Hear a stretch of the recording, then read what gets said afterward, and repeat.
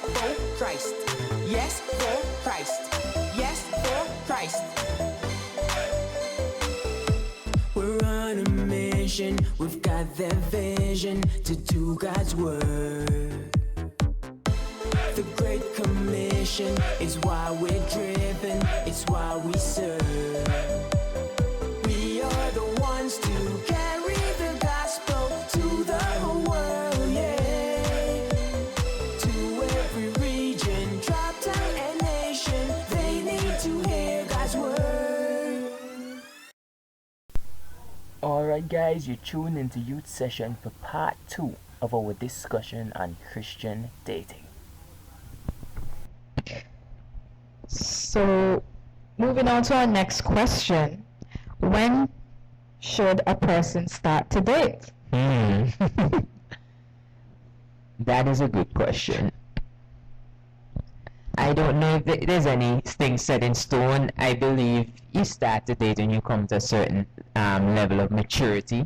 Yeah. You have a certain level of understanding. You understand what, relationships are really about and what the end goal of dating really is, which is finding a partner. Yes, I strongly agree with you. And for me, there's no exact age for maturity, because a person can be in their 20s, 30s and not mature enough for a relationship. Well, I don't think it starts at any age, basically. I just think it starts with a feeling in the first place. Because if you think about it, one would say, like, because there's like two generations. You have like the old school era and this generation that we're in. And the old school era, basically, they were together for years. They met up like when they were 13, 14. Lord knows what went on that time. But they're still here today. They're still going. They still have maybe certain cores and values that they cherish. But I think, I'm not saying that like is that age is supposed to be like 13, 14, but I think when you're with somebody from that time, you develop a bond and you get to grow and love them in many different ways, and you get to appreciate them more and more. You understand? So even if you wanna like, you wanna like go away or break off, that's the one for you, because even if you wanna go somewhere else or somebody else come, But I think in this era now, we're gonna say new era, I think it's a bit different, because it's more for clout, more for fame or social media and stuff. So I don't know. So what do you say to the social media aspect of things? Well, the social media era, that's a whole another issue by itself. I mean, people do almost everything just to get one or two hits on social media. That's basically, I view the social media thing as being extremely, vague and shallow, to be honest. I mean, social media, what people put up many times, what they have up on social media isn't even real. It's just fake news, to be honest. Well, what Bill Lennon said of the old generation and the new generation relationships, back in the days, I guess you would have heard a lot of them saying there were times when they didn't see eye to eye, there were times when they went to the rough patch. But with this new generation, as Karen stated, it's all about money and fame. They would post up pictures and they know that they're not together or they're not on the best times. But the older generation, I believe that they believe in keeping things private. You don't need to let the whole world know what's happening in your house. I mean, I'm not saying that y'all have to be embarrassed of taking pictures with one another or being proud of your spouse or who you're with, but in your young dating stage, I don't think you need so many people in your business. Because if you are break up, then somebody's gonna come and say, I saw Tommy with another girl. They don't know that y'all are not together anymore, but they'll have seen pictures of y'all on Facebook. Whereas when y'all were going out, people don't know that y'all were dating. So when y'all break up, nobody can come and tell you anything because they didn't really know that y'all were together unless y'all had an intent to get married and sometimes that really sees, okay, this is the person who I want for me. That's just my opinion and take on it.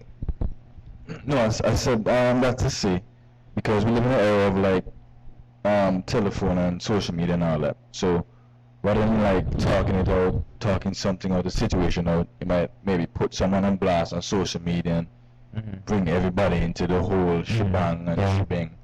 So that's why I basically bring up that to see, like, I'm not saying you're not supposed to use it, but like in moderation, basically. You know when, where, and what to do, because I think like social media has mashed up a lot of people. That is true. So we're talking about relationships. What would y'all say is the definition of love? I would say love is basically you're wanting more for someone than they want for themselves. That's the purest definition of love, I can say. Willing to give everything for that person. Not only willing to give them, but wanting, because they might not want this for themselves, but because you love them that much, you're gonna push them to that. You know what I'm saying? I think that's love in its purest form. Yes. And I want to include the love chapter here from the Bible, where it says, "Love suffereth long and is kind. Love envieth not. Love vaunteth not itself. It is not puffed up. It does not behave itself unseemly, seeketh not her own, is not easily provoked, thinketh no evil, rejoiceth not in iniquity, but rejoiceth in the truth, beareth all things, believeth all things, hopeth all things, endureth all things." And that's the definition of love. Yes. From the Bible, God is love. Yeah, and that is hard. I mean, a lot of people read this so casually, but to actually live this out on a day-to-day basis, that is hard. It's true. You know, we say all the time, I love you, I love you, I love you. But what are we really saying? Do we really understand what love is? Sacrifice. And I think it's very important when you're in a relationship with somebody that you have the discussion to understand what is that person's perception of love and what is your perception of love, because people have very different versions of what love is. And you might think, okay, if I do this and if I do that, I'm showing that person love, but that person don't necessarily see it that way.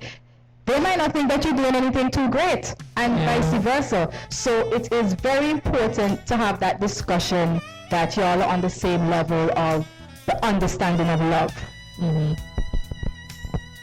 Deep. So, as we said earlier, we're talking from the perspective that you're dating with intention to marry. What? So how long should you date before you get married? Oh boy, another interesting one. Again, I don't think there's no set time. Again, it comes to the maturity. I mean, if you're dating basically to see whether this person is right for you, then as soon as you can verify that, two of you are on the same level in terms of where you want to be, and two of you agree that, you're sure that, that's the person that God has for you. As soon as you come to that place, you're ready for marriage. For some people that's 5 years, for some people that's 3 years, for some people that's 1 year, for some people that's Some people say 5 years too long, Some people say 5 years too long. I heard somebody say, if I am not married by 3 years, I'm out of it. I guess some people have their limit. Well, yeah, that's how they will be with somebody. Right. But at the same time, I mean, as Karen said, there's no set number of years. That's true. I agree. You have to know the relationship you're in, reflect on what y'all have been through. Are you really ready? Let nobody tell you that you're ready to get married or that you're not ready to get married. That decision, I think, should only come from the two individuals who are actually in the relationship, right? So while I say that, I could also still understand where a person is coming from if they say, okay, I've been with this person for 5-6 years. What is this person doing? I don't disagree if a person wants to question that, because as a young female, I would ask myself the same thing. If I'm with a guy for X amount of years, You want to ask sometimes you don't want to ask. You understand? yeah, if I'm with a guy with X amount of years and you think that you are ready for marriage and you're not seeing that from the next person, you're gonna wonder, okay, what's going on? Is this person just taking me for granted? Like, you have to know where that person stands and where you stand. And this is why you always have to make sure that you're on the same page. Yes. You're on the same level. Communication and stuff like that, going back to what we said, is vital. Exactly. And as Dane said earlier, when you've had that discussion and you know where you both stand, then you can decide what you want to do from there. But I don't think there's anything wrong if you ask yourself, okay, what is this person up to? What are their intentions, right? Because that's the thing, everybody's intentions is not the same. Everybody has plans for their life, and marriage is a beautiful thing. So if you get to the point where you're ready to get married, there's nothing wrong with that. It's all a part of life. It's a good thing. God says marriage is honorable and the bed undefiled. So I don't see anything wrong if a person asks the question, but we can't rush the other party to want it all. We can't. But and at the same time, there's really no set time that is okay. From we reach 3 years, we're ready to do this, because you just might not be. But as well, I think you have to observe the intention as well too, because sometimes I think when you maybe ask, they might say the right things just to try and like give you a peace of mind, to comfort you, to say, okay, we're basically on the same page. But they're only telling you what they want you to hear. I don't want you to believe, but they're not necessarily speaking from the heart. You understand? So sometimes I think you have to like observe things to see where they're actually going before moving forward and asking that, having that discussion. Got you, bro. But y'all are, tempting me to ask a mischievous question now, based on the line of discourse we were just having. Is there anything unscriptural for a woman proposing to a man? I would say Controversy. there's nothing wrong if a woman proposes to a man. Alright. I think it's just tradition Okay. that it's the man who proposed. Alright. But I mean, I think it happens indirectly where a woman will propose to men when they say, okay, a wife. I'm ready, I think we should get married. I think it happens. Well, I know it happens. And if there's no traditional proposal where he gets down on one knee and all of that fancy stuff, and you all just come to a mutual agreement, to me it's the same thing. I agree. It's the same thing. I mean, it's the end result. You all are getting married, and so that's all that matters. Would you propose to a guy? I know you're already married, but would you have proposed? Oh boy. What's the name? Because I wouldn't. I mean, would you? I would. I probably won't do it in the same manner if you're thinking I would get down on one knee. There's nothing wrong with that, but I mean, I guess I just wouldn't. But I don't have a problem in being the first one to bring up the topic of marriage. Alright. Alright, cool. That's progressive. That's what I want to say. Right, I mean, it's just like if you're in a relationship. The man will always have to pay for dinner when you go out. The woman have to pay for dinner one of the times. Right, so... Teamwork makes the dream work. Yeah, I know what she said, that the man don't always have to pay for dinner. A lot of people, they think that the man always has to do everything. In a relationship, it's 50-50. You have to work together. And too many of them, I think sometimes that's where they end up with the wrong person, because you go in with this perception that the man has to do everything. You are his other half. If he does not have it, you are the one that has to catch him when he's falling. Just like when you want him to catch you when you're falling, so you have to help him. When you see that he's not able to do it, you have to help him. I think some young women, they have too much pride when it comes down to a relationship and saying, I'm not paying. you want him to take you out, maybe he don't get paid this week, so you treat him. He will be the one treating you all the time, so you treat him. So babes, I got this time, you know. Let him feel that, okay, she really loves me, she'll do things for me. And I don't know, but most men would say, hey, if I don't have it, my wife is not afraid to say that she's going to sponsor me. Well, not sponsor me, but pay for dinner for us. Take, you know, it don't have to be their birthday. You can just take them on, you know, say, I'm going to take you to dinner tonight. Yes. I know women always want to be treated special and want to feel like the queen, but at the same time want to feel men needs to feel appreciated too. It goes both ways. Yeah. And I think women need to understand as well that before marriage, he has no real obligation to you. He doesn't have to do anything. He doesn't have to pay for dinner when you all go out because he has no real commitment to you. I mean, really and truly, you all are still responsible for yourselves as an individual. Yeah. So start learning how to work as a team, even from dating, because it's definitely something that you'll need to carry over into marriage. Definitely. And this thing with the payment thing, you know, we as women, we're always fighting for equality and all those kind of stuff. Yeah. So what you're gonna have to say about that, because at some point you want the guy to open the door, you want flowers, but at the same time. What I would say to that is equal rights, equal responsibilities. Yes, and men use that a lot. I use it a lot. Oh boy. But it's true. Yeah. I'm not saying you was good and cut the lawn, but but if the guy tells you to do it, because you're saying, okay, the man should do this and that, but when it's the time for the man to say, okay, you should be doing this and that. But as a man, you're supposed to know what you're supposed to know the limits. Yeah, if Some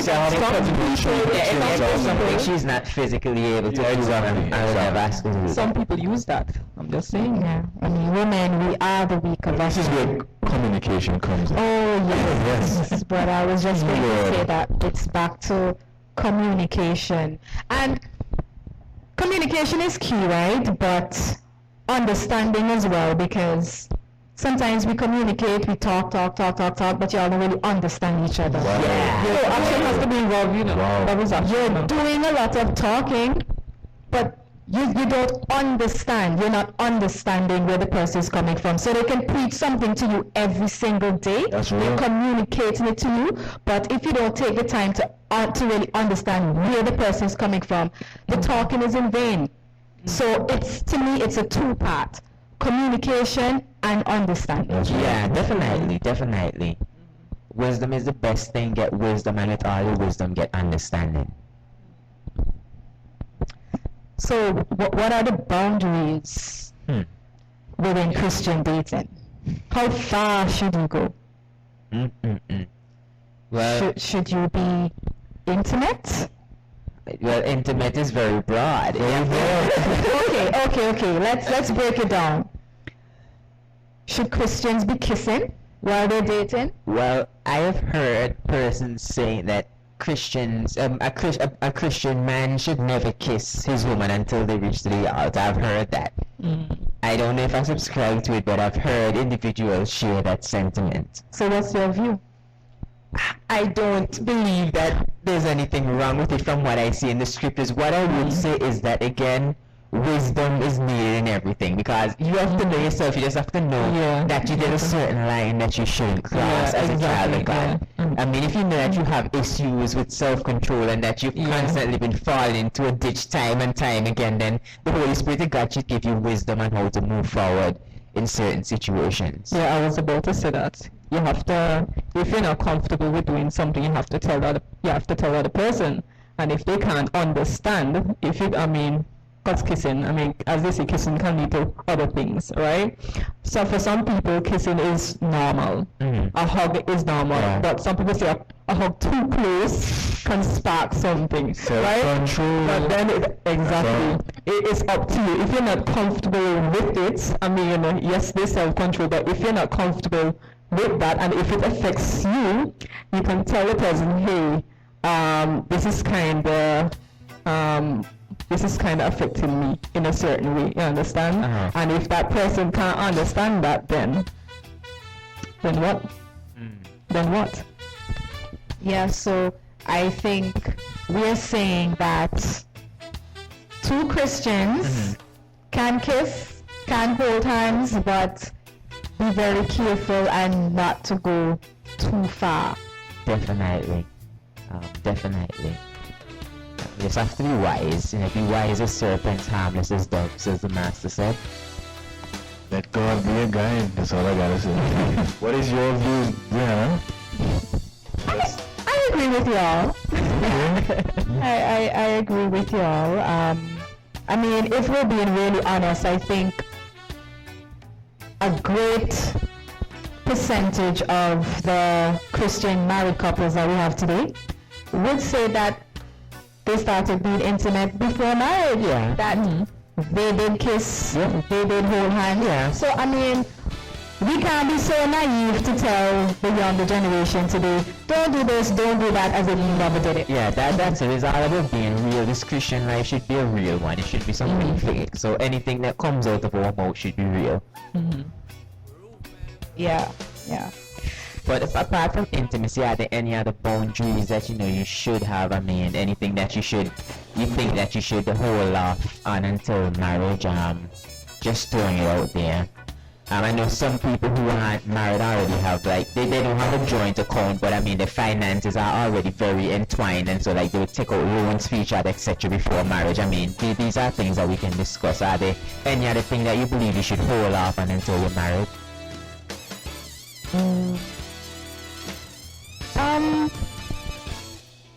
I think that question is relative. It's different for everybody. So I'll speak for myself. If I'm dating somebody, there are certain things I would not do. And for example, taking out a loan for that person, I would not do that. I am not going to put myself in that financial obligation. But saying, coming into what you're saying, right? I think certain boundaries has to be breached sometimes, and let me explain that. Because I think what you see before marriage, you have to see certain things before you're going to marriage, because certain things only unfold until you get married. So certain times I think you have to go to certain extent and then to see what would this person do in this situation. What would they do if we were married or if we were together? Would they react this way? Would they do this? Because I think dating shows different stuff about people, but I think marriage just amplified 10 times. That's when you see everything. That's when you see everything. So basically, before marriage, you're just out with a representative. Yeah. You don't know who that is now. So sometimes also, I think you have to come as your pure, authentic self with them, so they can gravitate or expose, make them feel comfortable with you. Because if you don't feel comfortable with someone, you're not gonna believe your true self. You understand what I'm saying? And then you go into marriage, and then they're like, "Wow, who is this?" Yeah. You understand? I don't know you. That's that is something you don't want to get yourself into. Wise words. Yeah, that is true. A person can be one way before they get married, and after marriage, I won't want to say that they're a totally different person, but certain things would have changed, and you discover new things. Yeah. But it doesn't matter how long you date. I think that will always be the case, because you're never going to learn everything about a person. I believe people who would have been married for years still learn new things about their partner. Yeah. No, but I think, I'm not saying that, but I'm saying you learn stuff about someone every day. But I'm just saying, like, in those certain circumstances, like you were saying about loans, that, like, certain things you have to see are like a preview. Like, certain boundaries need to be breached for you to see what would be going into marriage. If it would be marriage material or this partner material per se. But I still think you're taking a risk, because if they behave this way prior to marriage, does that confirm that that's the way how they would behave in marriage? That's a very good question. But I think as well, this is where communication comes in, because if you see that, because nobody's perfect, so when you see that something happens when you go to that extent, you bring them up on it and say, hey, this is what it is, this is how I feel about it, boom, boom, boom, whatever the case may be. And then depending on what the feedback they give you, that is where you're going to see how you're going to take it forward. Right. Because I've heard women say, okay, they're going to look at a young man and see how he treats his mother and so forth. Right. And I'm not saying that these are not things to take into consideration, of course. It is. But honestly, it does not guarantee that that's the way how he's going to treat you. Because they Because might not be treating him good, so he's like retaliating. You know what I'm saying? I know, and vice versa. He could Yeah. treat his mother wonderful, but it doesn't mean that he's going to treat you the same I way. fully agree with you. Yeah, that is true. I mean, this whole thing is a very deep topic. I mean, it's not one-dimensional at all. It's a walk of life that you really have to trust God. Yeah. You just have to trust God as you go along, because everything is not going to be direct and plain, but you just have to trust God. This is a prayer thing. This is a prayer thing, and I think you have to Definitely. involve God in it going forward, because this is a real prayer and meditation thing. You understand what I'm saying? Because as I was saying earlier, it also starts with you Right. as an individual first. Because I think if you, in finding yourself, the purpose in God and what that, because I think if you don't find that, you cannot find what's really meant for you. Yeah, I mean, I remember Miles Monroe. He did a very in-depth study on this whole dating, marriage, relationship thing, and he brought up the scenario with Adam. He said, all the other animals, the other creatures, they basically had their mates created at the same time. But Adam, when it came to man, God created him first because he needed that time for self-development first. Just like we mentioned before, he needed that time. He needed that space. And then God gave him a purpose. He told him, till the ground, take care of everything. Until all of this was done, he was not ready for Eve.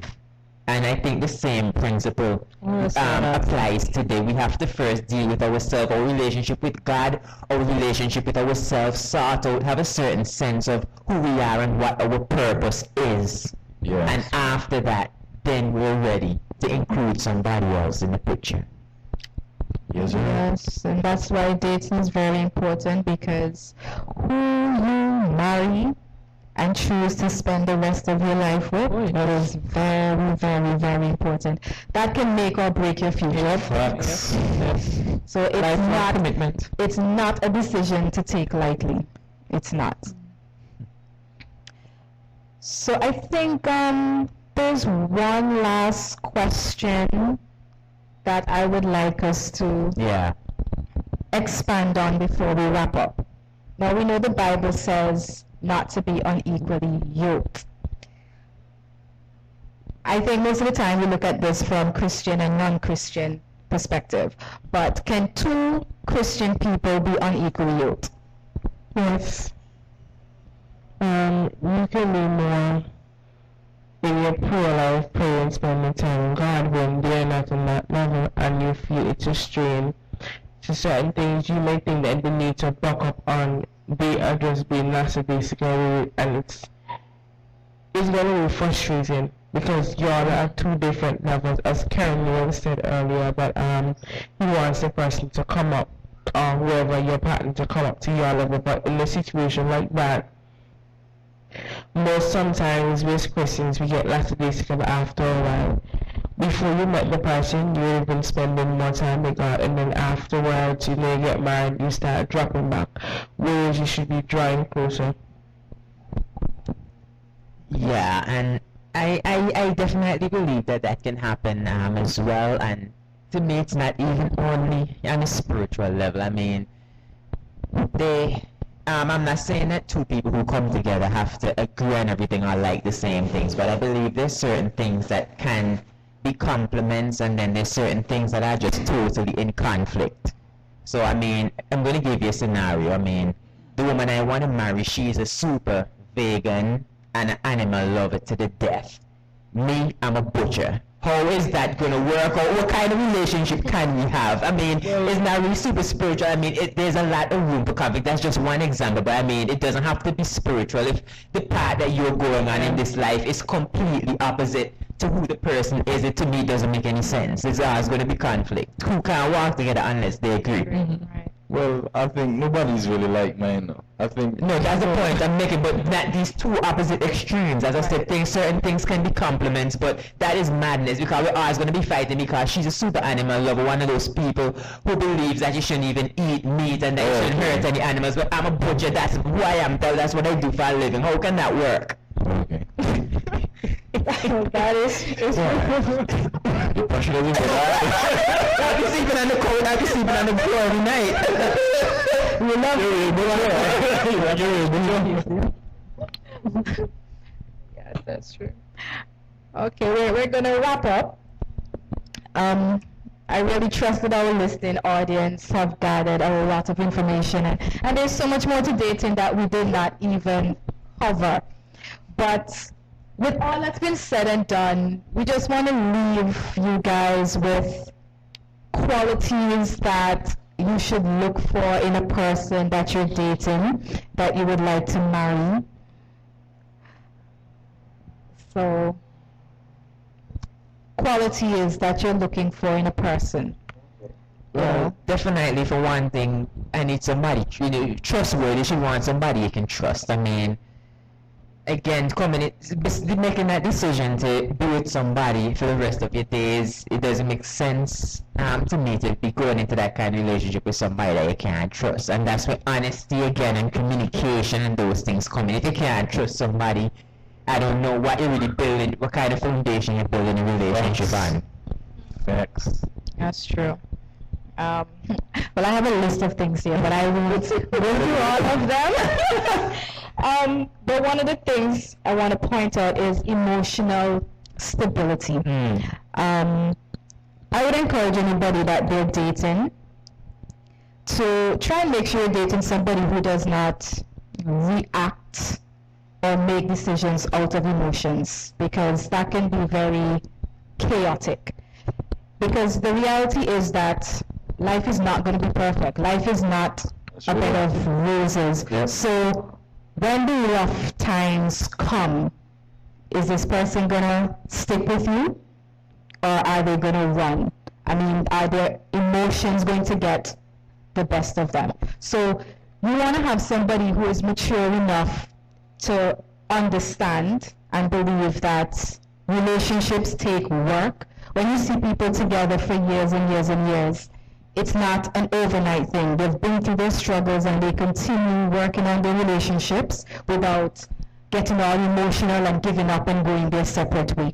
So it's very important to have somebody with that level of maturity that understand life and understand love and relationships. When you really say you love somebody, what you're really saying.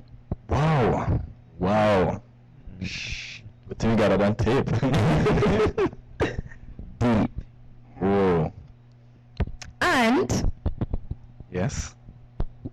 when you're dating somebody, one of the qualities as well I should say that you should look for is that make sure that person accepts your family. Yeah. Right? Because you're going to say yes, you're dating that person. When you get married, you marry that person. But the truth of it is that when you get married, you're married into a family. Yeah. And whether you like it or not, your in-laws will always be around. You're going to always have to deal with them. So you may as well accept them. Not that you have to be very, very close with them, but you're going to have to accept that this is not only this person's family, but this is now also your family. Wow. So it's very important that you're looking into the person's background and making sure that, okay, this is a family I want to come into. Sure. Definitely also, for both individuals, forgiveness is something very important. During the dating process, if you realize that somebody is someone who never likes to forgive, never forgives anything, then that's something that you should seriously think about, because we're always going to make mistakes. We're all human beings. We're going to make mistakes, and the time is always going to come where someone, either the male or the female, is going to have to ask for forgiveness at some point. And if no forgiveness can be offered, the relationship can never be repaired. No holding of grudges. Yeah. That's real. So I think with that said, we want to thank our listening audience for being a part of this session today. We really hope that everyone would have grasped a deeper understanding of Christian dating, that, as we said, we will seek to better ourselves so that we can also be good partners for other people, just as how we want good partners for ourselves. Mm-hmm. And if you're out there and you're in a relationship and you're a Christian, we know that we all get tempted, but we want to say continue to seek God and to put God first in your relationship. Allow Him to guide you. If you're thinking about getting married, pray about it. Make sure that you are doing the right thing, and may God continue to be with all of you. So on that note, we are going to say, this is Youth Session signing out. Linking hearts and hands, we're moving in the right direction. It's time to take our stand.